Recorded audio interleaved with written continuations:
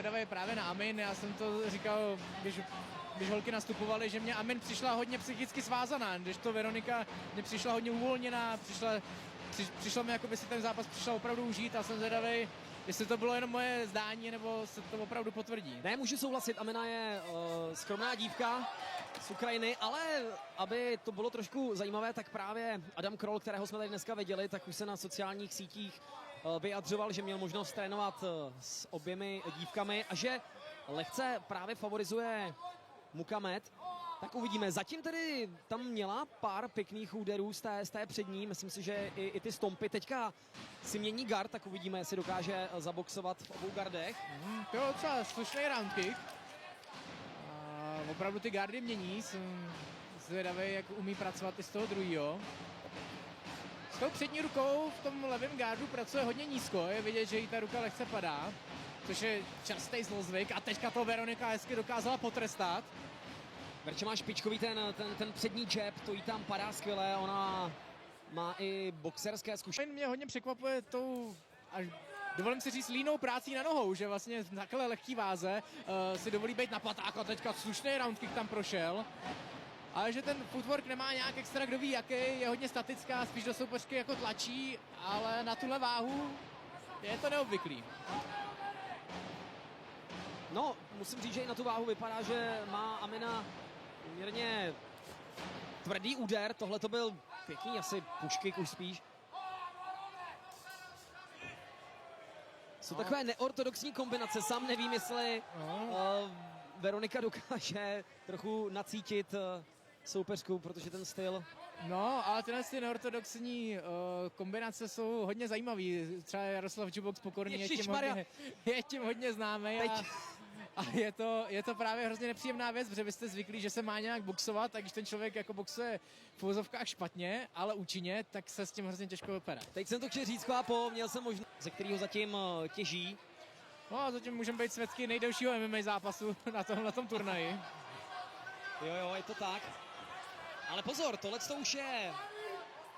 už jsou spíše body ukrajinské zápasnice, která je o volnosti laska. No, Amin má oba dva underhooky, to je vždycky silná pozice k tomu, abyste svého soupeře dostali na zem. Veronika teďka dělá ještě tu chybu, že jenom na jedné noze, čili nemá ten balans tak dobrý. Ale Amin to nedokázala využít a ta pozice se pro Veroniku o něco zlepšila. No, dokázala tam protáhnout 1-2 kolena, to koleno na hlavu. A uvidíme, s čím přijdou obě dívky do druhého. Kolik, že i zajímavá práce pro bodové od svého soupeře. A ten check hook už tam 2x, 3x dobře dopadnul, takže a teď ho opět zkusila znovu. Opravdu se na to zaměřte a dívejte se na to, protože ho dělá velmi často. Už jsem se bál, že check hook je nějaká česká verze jabu nebo hooku, ale jo, ano. Je to hodně oblíbený úder leváků, protože vlastně mají tu zadní, vlastně jste úplně stejně, že máte přední ruce na stejné straně a ten check hook se tam hodně často vyplácí a je účinný.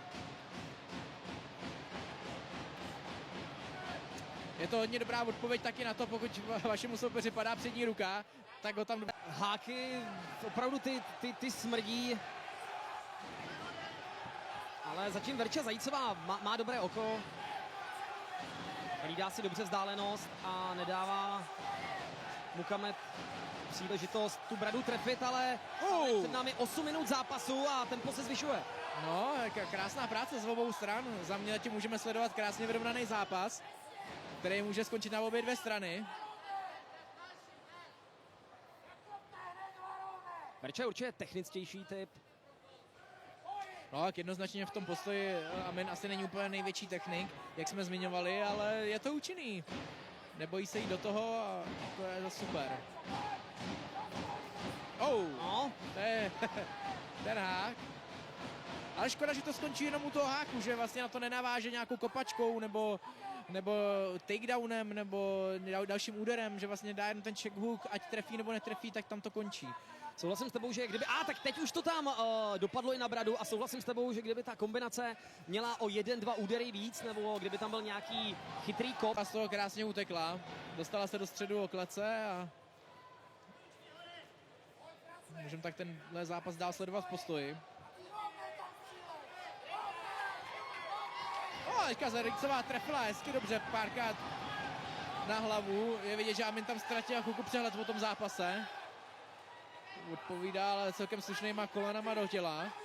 Teď má možnost získat záda svý soupeřky v případě, že by vytáhla tu hlavu, jakou udělala právě teď, ale nevyužila toho tak, jak mohla. A je z toho opět clinch.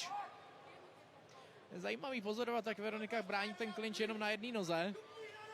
Dřív se tohle z toho hodně dělalo, ale pak se od toho opouštilo, protože člověk pak nemá stabilitu na té jedné noze. Je poměrně jednoduchý ho hodit. Můžete vidět, že na těch nohách není Zajícová extra nějak stabilní, že kdyby tam Amin líp pracovala, že věřím tomu, že by dokázala dostat pod sebe. Amin by potřebovala dostat trochu níž své těžiště a tohle už vypadalo nadějně, ale... Bylo to nedotažený, začátek byl dobře, ale přijde mi, jakoby Amin sama nevěřila tomu, že to chce hodit, spíš chtěla tu svou soupeřku nějakým způsobem rozhodit. Ale opět tomu chybí ten krok 2 a 3. Amin opravdu vždycky udělá kus a zadní, ale tu jsme zatím od Ukrajinky neviděli, asi není tak... Nebo tu kopačku, klidně. No. Háka, high kick, mohlo by to tam dopadnout. Teďka má přední ruku jen tak pro diváky, aby věděli, co mají pozorovat, jestli Veronika dělá. No a Amin jde po takedownu. Hezky tam nastoupila a povedlo se Veroniku dostat pod sebe, tak teď jsem hodně zvědavý na práci Veroniky ze spodu. Je u klece, což je pro ní výhodná pozice, může se od ní odrazit a použít jí jako prostředek k tomu se postavit, což taky dělá. Ale Amin ji opět dokázal dostat pod sebe, tak tohle byla krásná wrestlerská výměna. Naopak to hraje do karet spíš Amin, která je schopná si v téhle pozici, nebo respektive tu pozici zabetonovat a vydržet v ní až do konce kola. Ale to už je trošku i risk za mě, protože taky se může stát, že Veronika ten zápas vyhrává 2-0 a v případě, že by Amin tohle ubetonovala až do konce zápasu, tak by získala pouze jedno kolo a to by zápas nevyhrálo.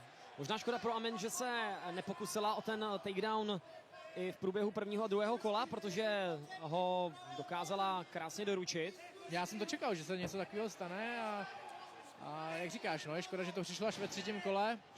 Takže o to víc teďka musí Amin zapracovat. Za mě tam má Veronika prostor k tomu stát, zkusit odkopat svoji soupeřku a dát všechno to, aby vstala. Protože OK, Amin nemá nějaký extra výrazný damage, ale ta pozice jde pořád za ním. Je za mě dobře, že to rozhodčí postavil, klidně to mohlo za mě přijít i dřív a jdeme zpátky do postoje, máme necelý 2 minuty do konce zápasu, tak jsem zvědavý, jestli Veronika bude chtít i to třetí kolo stáhnout jednoznačně na svou stranu, protože prostor k tomu má, nedostala nějaký extra damage na té zemi a pokud teďka něco natrefuje, tak to kolo si myslím, že bude v pohodě za ní. No, Veronika má evidentně dobré kardio za to velkou chválu, teď tam trefila pěkný spodek. Trenéři říkají Veronice, aby tam zkusila, ale Veronika výborně kontruje, kdykoliv vidí Ukrajinku, která proti ní vyrazí, už tam strká ten přední jab. Ano. Poslední 10 vteřin, opět aktivně. No. A jediný ženský zápas. Modrý roh a Amina Muhammad! Wow.